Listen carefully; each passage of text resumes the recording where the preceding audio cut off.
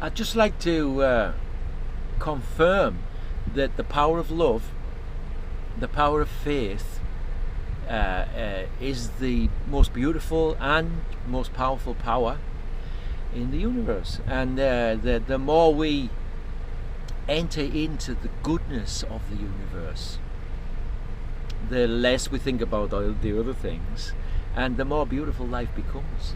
And so everything has a purpose and a use, and everything has a reason. There's always a reason and a lesson to learn, and we're on a big everlasting learning curve.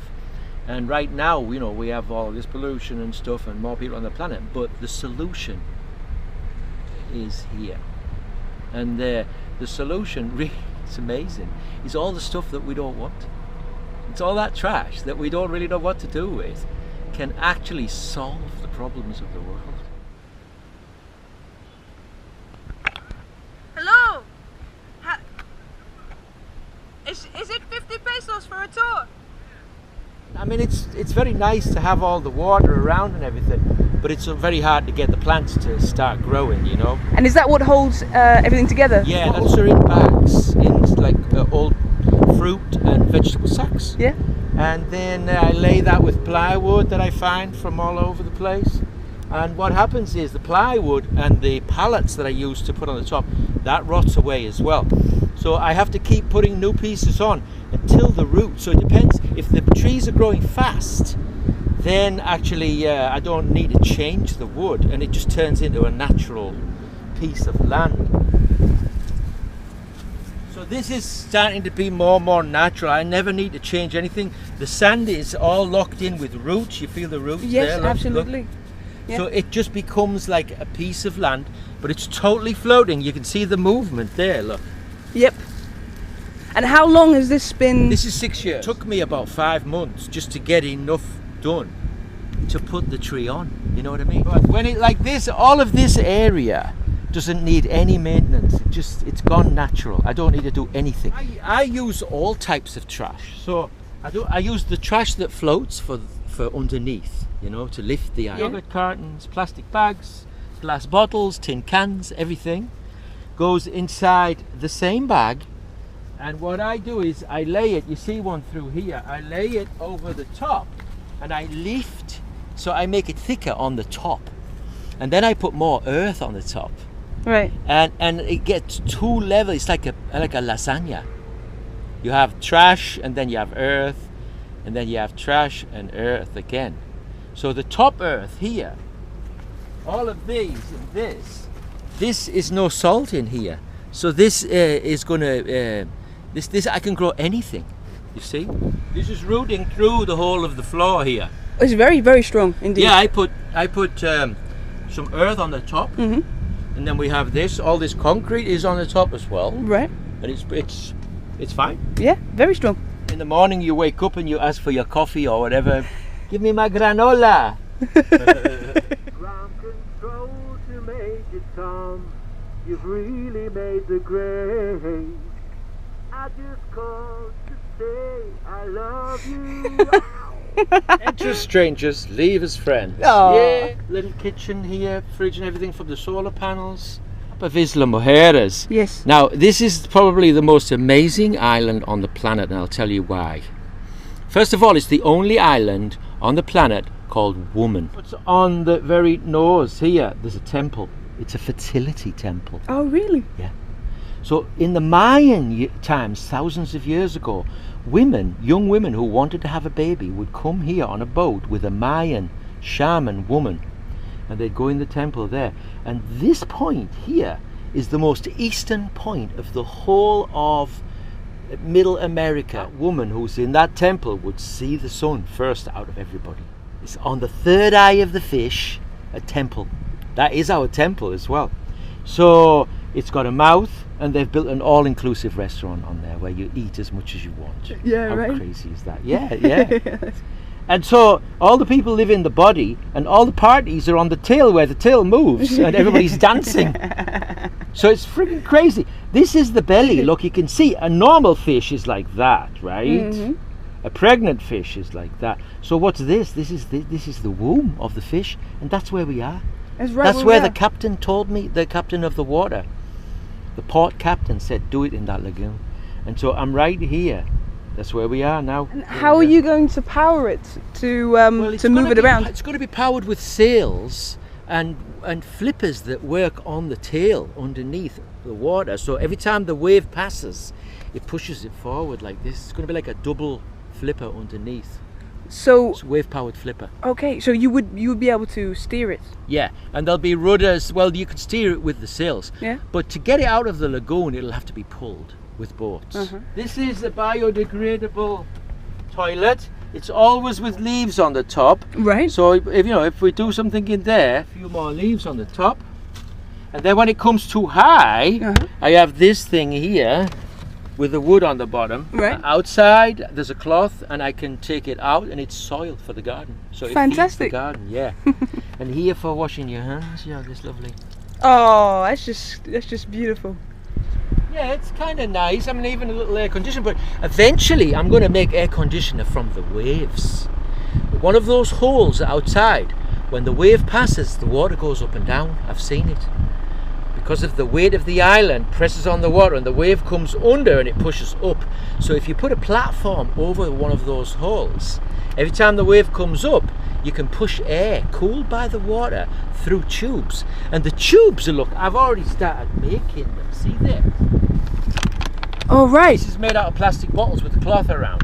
You just put a cloth in there to stop it. When you take the cloth out, the wave pushes the air out here. Oh, that's a shower there. That's a lovely shower. Thank you.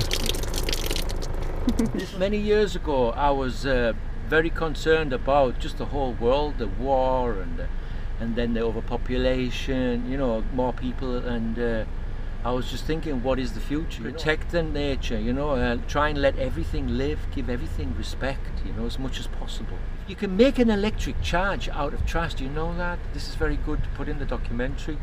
But what you do is take aluminium cans, any type, and you just punch a hole in the bottom and put a copper pipe through it and squash it onto the copper pipe. So you're now making like a chain on a copper pipe, on a copper wire. You have these cans squashed on it, right? You drop that in salt water right off the island here, and then you have any copper, any type of copper, the same thing, just you can have just a thick copper wire in the water and just join the two together, and you get a voltage from that, a direct current. It's like a 1 volt or something like that. But if you have 12 of those, you can just put them straight in and power things from 12 volt direct current.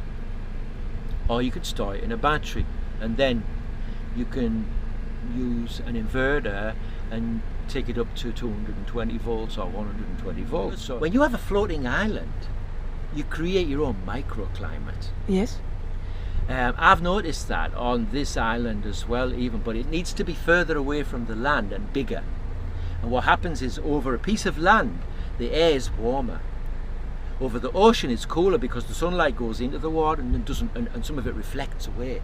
But when it's got nature over an island, the sun is trapped and the photons are all, and the leaves are asking for the sun. Give me sun, and the sun goes in the leaf, and the air gets warm, and the air is trapped around, and so it doesn't move. The wind doesn't move as much. So what happens is the air gets warmer and it lifts up, and it expands, and it goes higher. But it goes higher because of the spin of the planet. It goes like a spiral up. So if you have an island big enough, floating on the ocean, and you get the sunlight, and you put in the middle of the island a big satellite dish with mirrors in it. Yes.